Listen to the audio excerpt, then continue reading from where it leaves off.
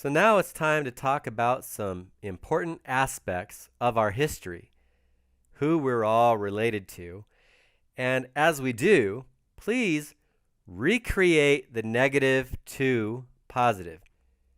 Create the 0 point energy and recreate our history. This is part of what has also been called the law of reversal. Here we go on another journey into understanding and recreating and healing our past. As we do, just remember, all empowerment is bittersweet. Some things are more bitter for some than others, but we all have our strengths and weaknesses, and this program is guaranteed to help you discover yours. It's time to recreate our weaknesses into strengths. This has been the most bittersweet experience of my life. And I believe what's happening right now worldwide with these same principles is what God calls the gathering. Embrace the pain and listen to it, and it will guide you. As you shift your life more positive, you'll continue to see how what God calls the gathering is bigger and better than what we thought. It's not what we thought, it's bigger and better. Let's move forward with the next topics with as much love and understanding as possible. Muhammad and Islam was the last spiritual leader and lineage I decided to study. And I was rather surprised at his story. The following information can be verified on Wikipedia, so obviously Wikipedia is not all bad. Muhammad was born in 570 in Mecca and died June 8, 632 AD, also known as CE, Common Era. His father died around 6 months before he was born. He stayed with his foster mother until he was 2. His biological mother died when he was 6. He was then under the care of his grandfather, who died when he was 8. He then came under the care of his uncle. Soon after, between around 9 to 12, while traveling with his uncle from Mecca to Syria, he met a Christian monk who foresaw Muhammad as a prophet of God. In 595, he attracted the proposal of a widow who was very well off, and he lived in a monogamous relationship with her until she died 619. He then had 12 more wives until he died 632. So he had a total of about 13 wives, and the last 12 wives were over the last 12 years. Maybe that's what put him in an early grave. At least he didn't die lonely. Oh, what a broken heart will make a man do. I've been guilty. I've rebounded.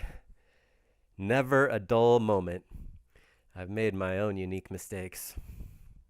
Please understand that sometimes I must add my own humor to things. I admit that I am not the expert on Muhammad or his lineage, and I hope it's okay if I add a little bit of humor. No disrespect intended, as I'm very well aware that we all have ancestors who've lived all kinds of personal relationships.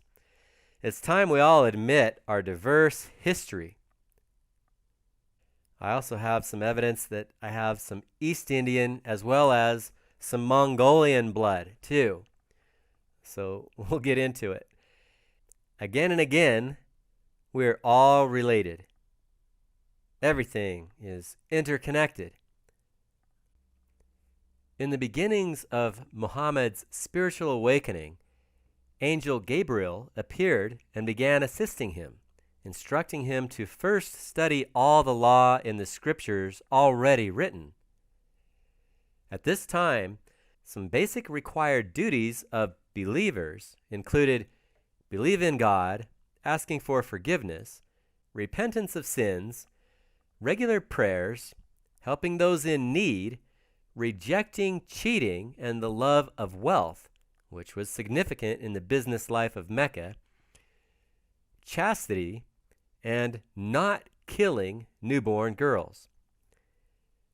In 1620, he is said to have visited heaven and met Abraham, Moses, and Jesus.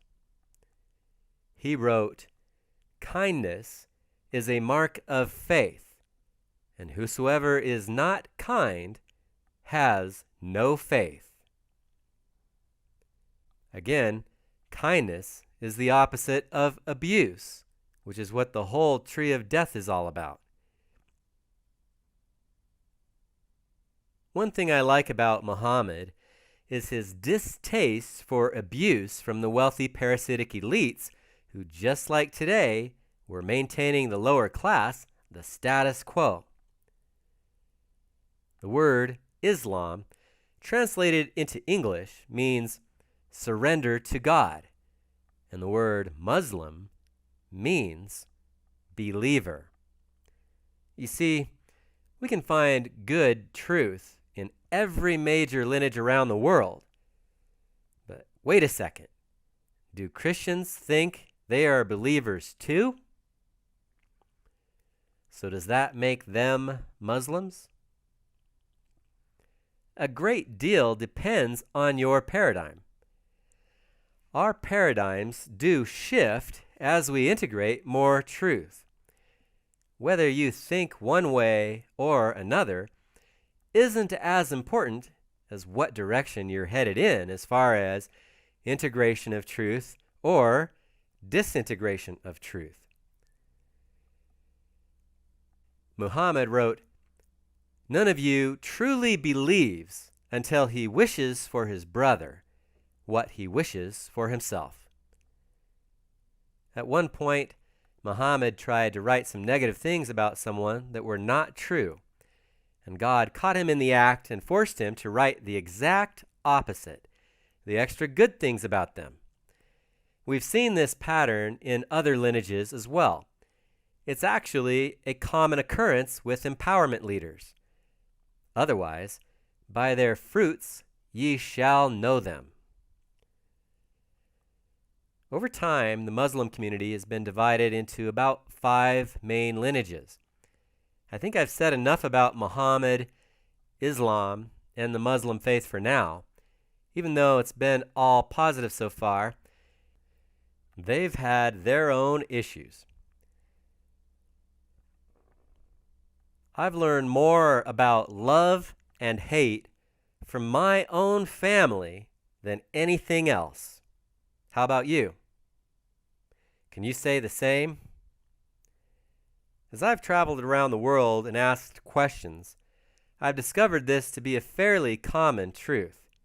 Common enough to know that no lineage is immune.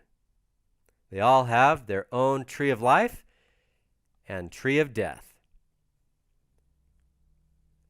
I've been given the green light to talk about how the processes and laws of integration and disintegration have influenced every dominant lineage in history.